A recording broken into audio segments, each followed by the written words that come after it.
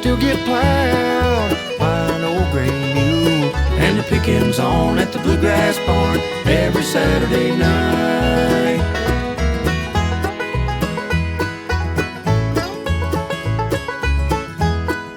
Hello, I'm Garner Mayor Ronnie Williams. We're here today for another episode of the show that we call Great People in Garner. With us today is longtime Garner resident and bluegrass artist Lorraine Jordan. Lorraine, welcome to the show. Thank you, Mayor. I really am appreciative of you asking me to be here. Tell us about your earliest memories of singing, especially bluegrass music, and what instrument did you learn to play first? I know you can play many. Well, you're going to find this hard to believe, but the first instrument I played was electric bass. That is hard to believe. I sure did. I played in a classic rock band, played the 70s and 80s music, and a high school band back then, and bass was a really sought out instrument, especially for bluegrass, because no bluegrass band seemed to have a bass player. So one of my teachers who played the banjo in high school found out I played bass, and he asked me to come on board with his band and sit in and play bass. And so that kind of got me into the bluegrass, and I'd already been asked to sit in with some older people that were in town that were having a jam session and picking session. So being a bass player, I got a lot of opportunities. Lorraine, what got you interested in bluegrass? Well, believe it or not, there was a song back in the days called Maggie May by Rod Stewart. And there was an instrument in that song, and I did not know what that instrument was. And I heard it, and I thought, what is that sound? It's a great sound. And it found out it was a mandolin. And so I did a little research and found out what the mandolin was, what type of instrument it was, and come to find out the father of bluegrass, Bill Monroe, played a mandolin. And I got real interested in the sound of the mandolin, and then from there, when I went on to college, I found a band called the Seldom Seen. And they had a man in that band named John Duffy, and it was a great mandolin player and a great showman. And I decided to move over from the bass to the mandolin and pick that instrument up. How do you define bluegrass, and how does it differ from other music? Well, bluegrass to me, you got to have a banjo. It's kind of like if you're going to play in Texas, you got to have a fiddle in the band. Well, if you're going to play bluegrass, you got to have a banjo in the band. If you see a racehorse running through the bluegrass, you hear a banjo ringing in the hills. You're walking where the golden vine is blooming, and you come up on a big old moonshine still. That's Kentucky, it's the homeland of the bride. I think what really defines bluegrass, even though I'm big on liking the bass sound and the mandolin sound, I think when you hear the banjo with the three-finger style picking that Mr. Earl Scruggs developed from North Carolina, I think that's when you know it's bluegrass. How did you break into the music industry? Well, I played with some bands when I was in East Carolina. I played with some bands in college, and we played in some taverns and some coffee houses and some different things. And I guess, got liking that. And then there was a band up here, believe it or not, there was a band up here in Wake County. And they were looking for a mandolin player, and they were a touring band. They were called Bluegrass 78. And they asked me to join them and be a part of what they were doing. And I moved up here, became a substitute teacher in Wake County Schools, and played with the band Bluegrass 78, and got to go to Terre Haute, Indiana, one of the first bluegrass festivals I had an opportunity to play at. Got to go to several bluegrass festivals, and there was a big festival in Smithfield, North Carolina. And that band, playing with that band for a couple of years, actually there's 3 musicians that came out of that band that went on to be national musicians. How did you break into the music industry? With the CDs and publicists and record labels and everything, I think it was just hard work and knocking on doors and playing festivals and calling DJs. And bluegrass is a little bit different from most music. A lot of music you have an agency, you have a manager, and they kind of do all the work for you.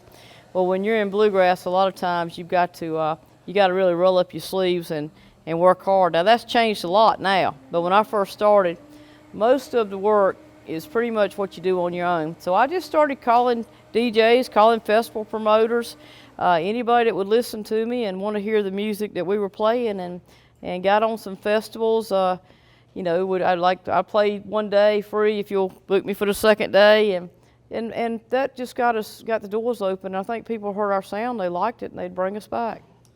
What was your first breakthrough as a bluegrass artist?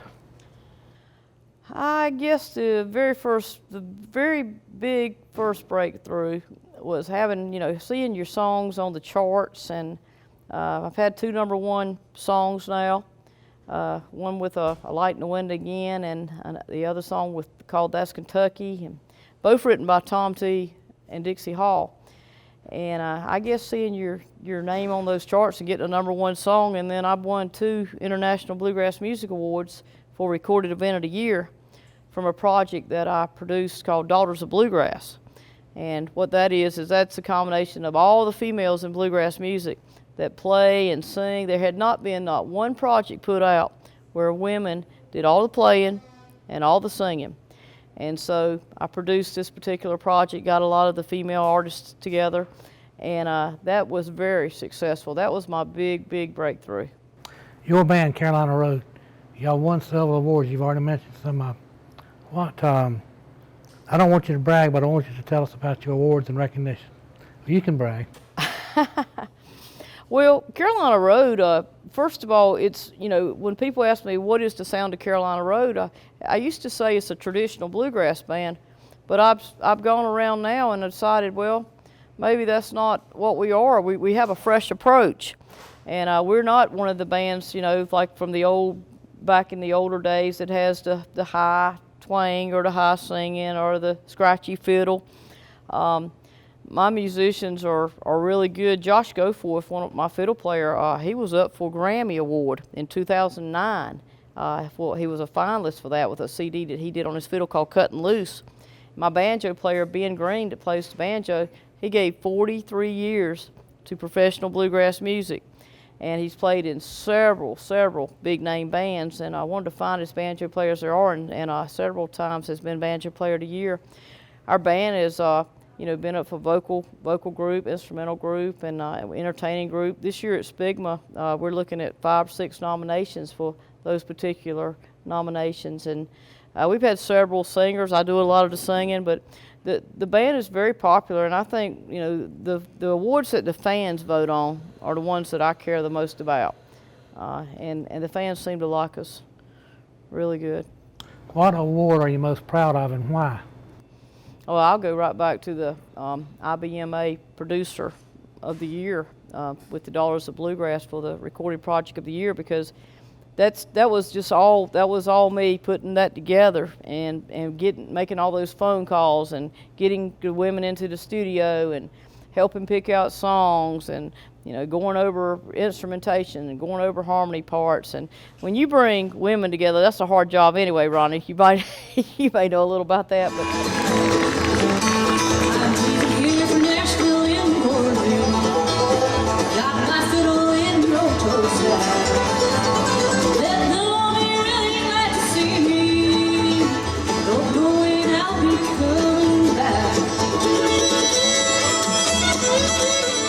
Trying to produce a project with, it started out with 14 women, and now I think there's over 150 Daughters of Bluegrass.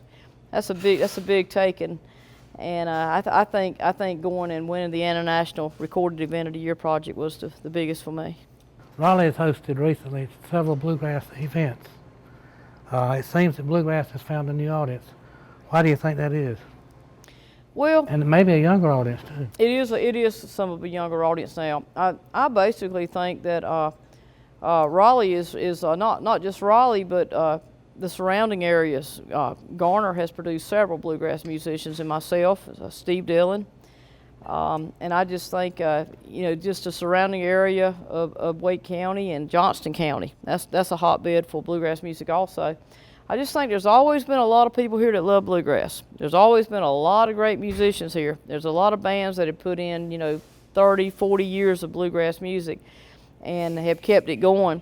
And I think it's just a place where you can come and you can see a band that's been around for 30 years playing, or you can see a band that just got started, a younger band. And just the community, it's a great place to host the International Bluegrass Music Association convention, because we've just got a great setup with the town of Raleigh, and I've heard several people say that the people in Wake County are so excited about the bluegrass being here. And there were some places we'd be in, some cities we'd be in that I don't even know if they knew we were there or not. But when we come here, they really roll out the red carpet. What do you see as the future of bluegrass? Well, I've seen it go full circle, really. I've seen it go, start out as the traditional way of bluegrass, and then I've seen it become contemporary. I've seen it go Americana. I've seen it go electric. And now I'm seeing it go right back to where it started. I'm seeing the young people really getting into Bill Monroe and Lester Flatt and Earl Scruggs and, you know, Dale McCurry, and they really like the older generation, and they're starting to copy their styles and sing their styles more now. So I see younger people coming in it, but I see them being loyal to the pioneers and the heroes of bluegrass, and I see them going right back to where it started. You stay on tour a lot. Yes, I do. How long have you been touring, and how long do you expect to be touring? Well, the first question, I've been on the road for 23 years. We get on the bus, and we'll leave out about Thursday and come back Sunday, and we've been all over the United States, Canada. We've been in 11 countries and 48 states. And it's been, it's seasonal. Bluegrass is seasonal. Mostly you start in April, you go through October, and then you look for work in the wintertime. And so that's when you get to stay home and rest up a little bit. But so I see myself out there as long as the fans want me out there. To be honest with you, a couple of years ago, I said, I'm finished. This is my last project. You know, I'm getting ready to call it quits and just play locally. And lo and behold, our song hit #1 in the nation. And you just can't go out when it's like that, because it's like my brother, who was a football coach, when he went to the state playoffs. He told me, he said, you know what, they say go out when you're at the top. He said, but that's really not right. He said, I went out after the state championship, and he said, that's not the time to go out. That's the time to enjoy it, to sit back and really take the ride. And I find now, after having the second #1 song, that more promoters are calling. We're getting paid better. We're getting more opportunities. It's really not the time to go out. So I want to ride this project out, and I've got a new project in the works I'm really excited about that I'm going to have to carry that through also. What advice would you give a young person trying to get into bluegrass? Well, I would say study the older generation. Go back to the Bill Monroe style. Go back to the Earl Scruggs, the Lester Flatt, the Osmond brothers. Listen to what they did. You know, don't just try to copy what's out there now. You know, you don't want to cut on the radio and everybody sounds exactly alike. You want everybody, the people that are making it in music and bluegrass right now, are your unique sounds. And that's one thing that really helps Lorraine Jordan Carolina Road, is that we've got a female that does some of the lead, but I don't necessarily sing the high part. You know, I come in on the tenor with my lead singer, and we just have a good harmony. It's just good, and it's tight, and I would just say go back to the older generation and study what they did, and try to have your own sound, but try to get your basics down first. You've got a new undertaking in Garner, a coffee house. What gave you that idea, and why are you doing it? Well, it's been a dream of mine for a long time. My husband Tom and I, every time we would ride by a facility somewhere, I'd say that'd be a great place for bluegrass music. And you know, it was always something I wanted to do. I always wanted to have a place where I could bring, you know, not just bluegrass, but Americana, jazz, acoustic music. And I just think, you know, Garner's such a great community, and they just love music. They love to be together. This has become the gathering place. You know, it says Garner's Gathering Place on the sign, and that's what it's all about. People come up here, and they don't just come for the music, which is what I really started a music house, and then I thought, well, I got to have something besides music, so I thought, well, we'll serve some coffee and pastries, because I really didn't want to get into the restaurant business. And that's worked out for us really well, and it's just a place where I can play, a place where my friends can play. We're going to have bluegrass jams up here. We've got movie nights. We've got Valentine's Day. We've got Christmas parties. It's just a gathering place, and I'm a people person. And I just, when I'm not going out to the bluegrass festivals. When I get off the bus, the first thing I wanted to do is go see who's there. You know, I want to go shake hands and hug necks, and it's a big social time for me. And if I am going to stay home and not be out on the bus and going to festivals and touring, I've got to be around people. So I thought, well, start a gathering place, Lorraine's Coffee House and Music, and I can socialize right at home. In 2013, Garner became an All-America city. What do you think that means to you? Well, what it means to me is it's the community. It's the community. I mean, of course, we have a beautiful city. The buildings are beautiful. The roads are beautiful. There's so many new buildings popping up and new communities popping up. But I think it's all about the people. I mean, you yourself know. You know, we had when Scotty McCreery was in the American Idol. You know, the whole community came together on that. And yes, Scotty's very talented and well deserved of his award. But I've never seen a community come together like that. I mean, I was a big part of being in that with you, and there's just thousands of us that would gather in the auditorium over at Garner High School and on the football field and making signs. And the day that I had an opportunity to front Scotty at the big affair we had when he came back for his hometown visit, there was thousands of people here. I mean, it was just unbelievable, and most of them were from right here. And I just think an all-American city is all about the people, and you just won't find any people anywhere else like you do in Garner. You give back a lot. You do fundraising shows. Why do you do that? Well, somebody had to help me. I mean, I didn't get all the things I got by just, doing it myself. And I've always found that one of the smartest things you can do is to surround yourself with great people. Jordan Driving School, that's one of my companies, and I've got some of the best workers there is in Jordan Driving School.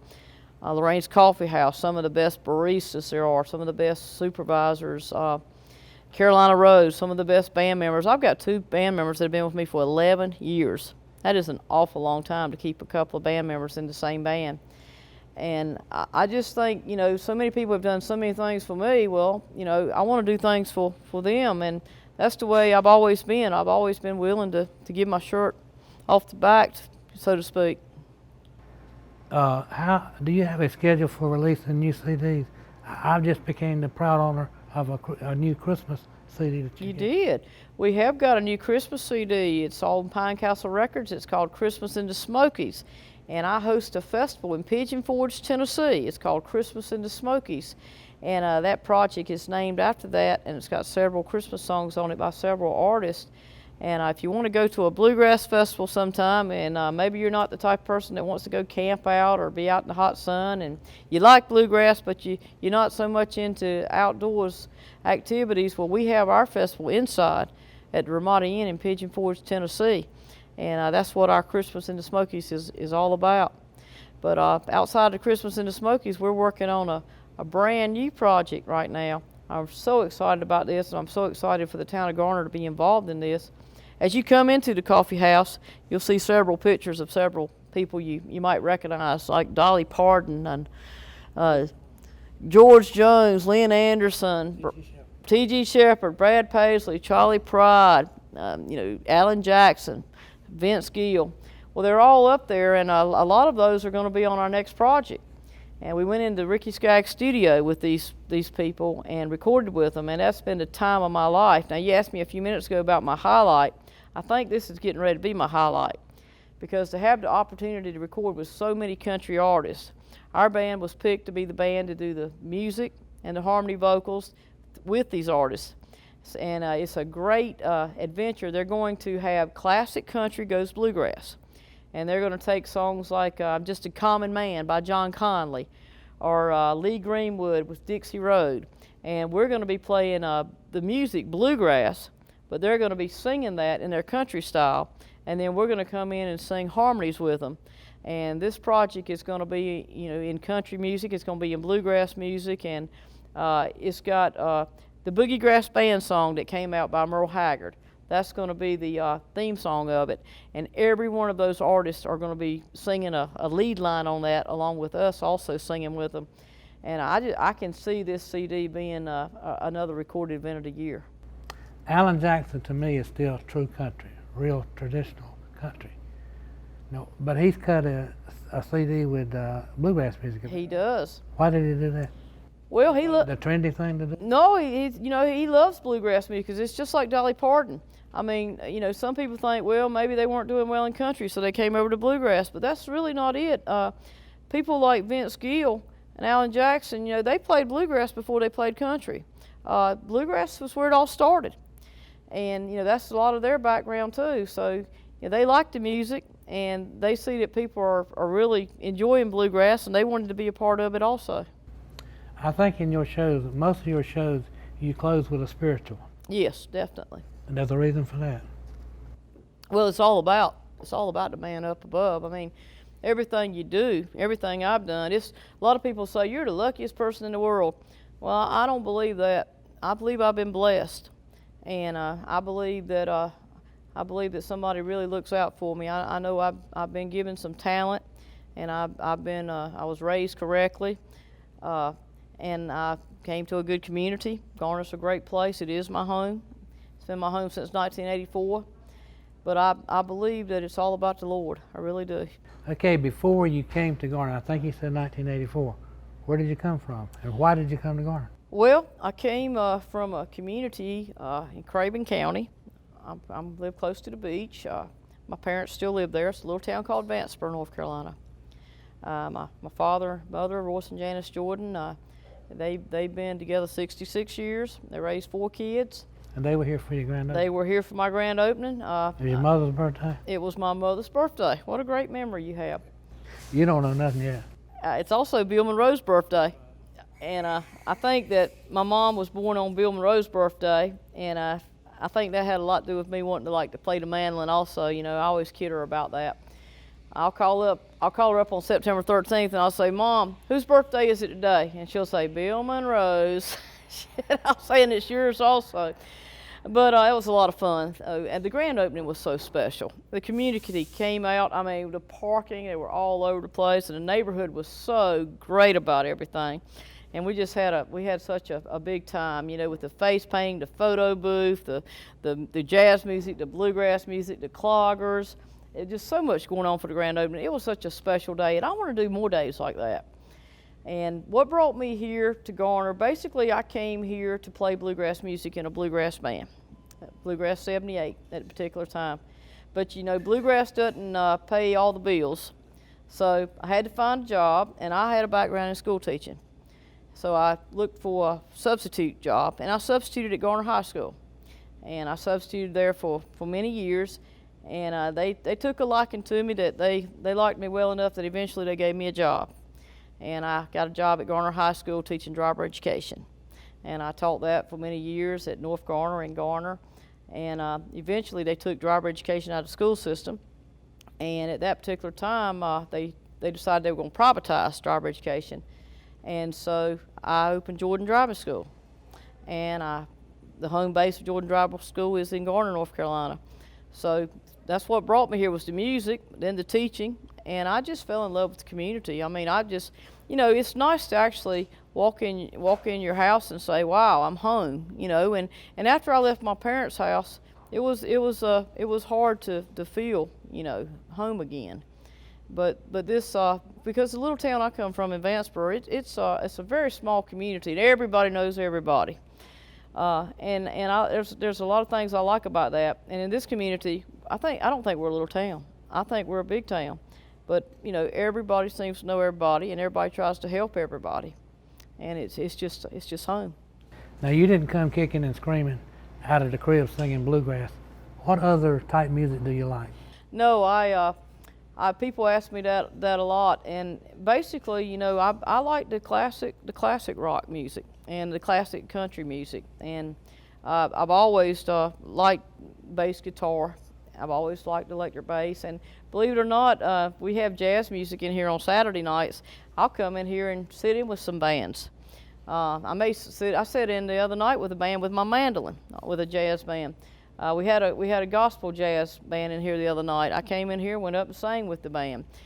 So basically, I really like all kinds of music. I really mean that. But I'm really when I cut on the radio, I want to listen to the classic country or the classic rock.